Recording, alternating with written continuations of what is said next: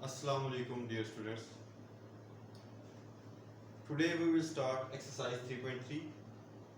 First of all, we will learn about properties of determinants.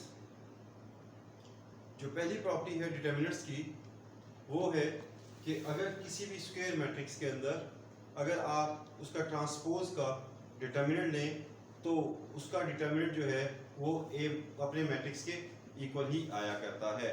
Just like अगर if determinant of ए आप ए matrix का determinant लें या उसके ट्रांसपोज का डिटर्मिनेंट लें तो वो दोनों आपस में क्या होते हैं, इक्वल होते हैं. ये पहली प्रॉपर्टी है.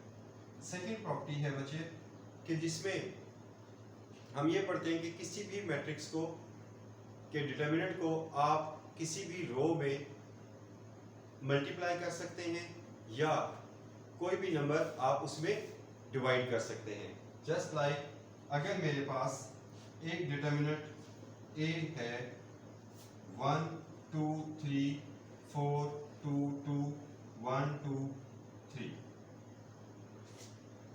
मुझे रिक्वायर्ड है कि मैं फर्स्ट रो में 2 मल्टीप्लाई कर दूं.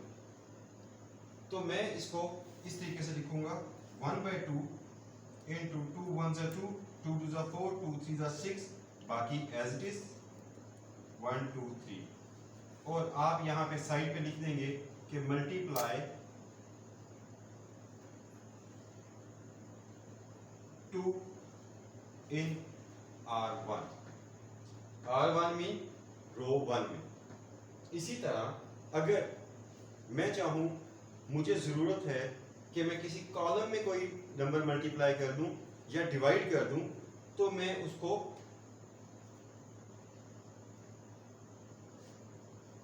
B 0 2 1 -1 2 4 3 0 1 मैंने इस बार B डिटरमिनेंट लिखा और मैं चाहता हूं कि मैं कॉलम 2 में 2 डिवाइड कर दूं.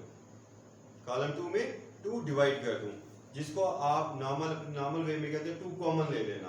तो आप उसके लिए आप क्या करोगे, 2 ये आपने क्या किया, मल्टीप्लाई कर दिया और ये 2 आपने डिवाइड कर दिया.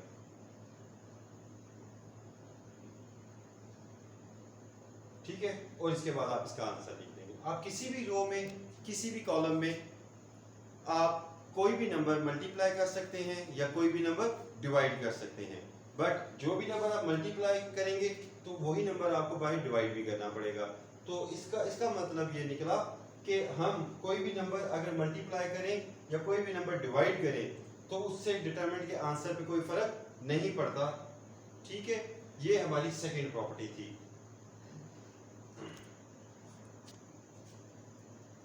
नेक्स्ट प्रॉपर्टी है कि अगर किसी भी मैट्रिक्स स्क्वायर मैट्रिक्स के डिटर्मिनेंट के अंदर 2 रोज या 2 कॉलम आपस में आइडेंटिकल हो जाएं तो वो डिटर्मिनेंट इक्वल टू 0 हो जाता है.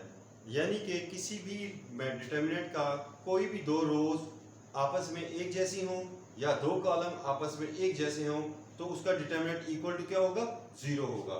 Just like if I right A determinant, इसमें मैं 2 2 2 1 4 6 2 2 2 इसको लिखूं तो आप देखें इसमें डिटरमिनेंट के अंदर फर्स्ट रो और थर्ड रो आपस में क्या है, आइडेंटिकल हैं.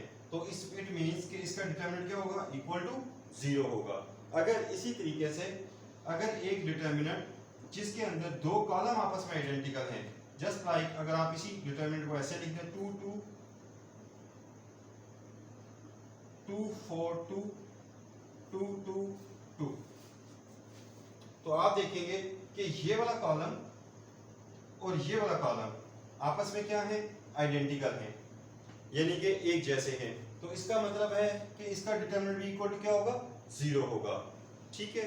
इसके बाद जो नेक्स्ट प्रॉपर्टी है उसमें क्या है कि उसमें हम ये कहते हैं या ये कि भाई अगर किसी भी डिटरमिनेंट के अंदर कोई भी रो या कोई भी कॉलम उसकी सारी एंट्रीज 0 होंगी तो वो उसका डिटरमिनेंट इक्वल टू क्या होगा, 0 होगा. जैसा कि ये मैं एक डिटरमिनेंट लिख रहा हूं जिसमें 1 5 -1 0 0 0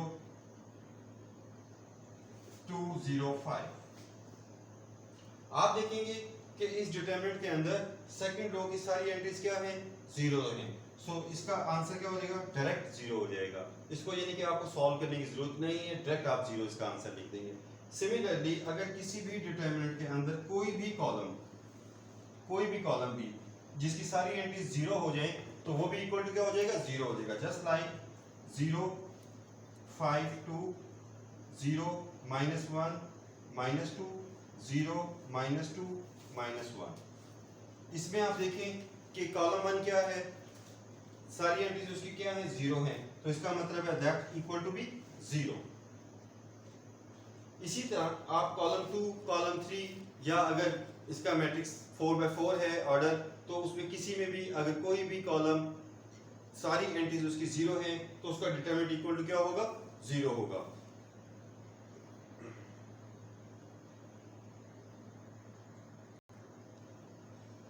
इसी तरह जो नेक्स्ट प्रॉपर्टी हमने पढ़नी है, जिसके में जो सबसे ज्यादा इस्तेमाल होती है, उसमें हम कोई सी दो रोज को आपस में ऐड कर सकते हैं या कोई से दो कॉलम्स को आपस में ऐड कर सकते हैं। ठीक है, जस्ट लाइक अगर मेरे पास एक डिटरमिनेंट 1 1 0 2 -1 0 3 -2 -1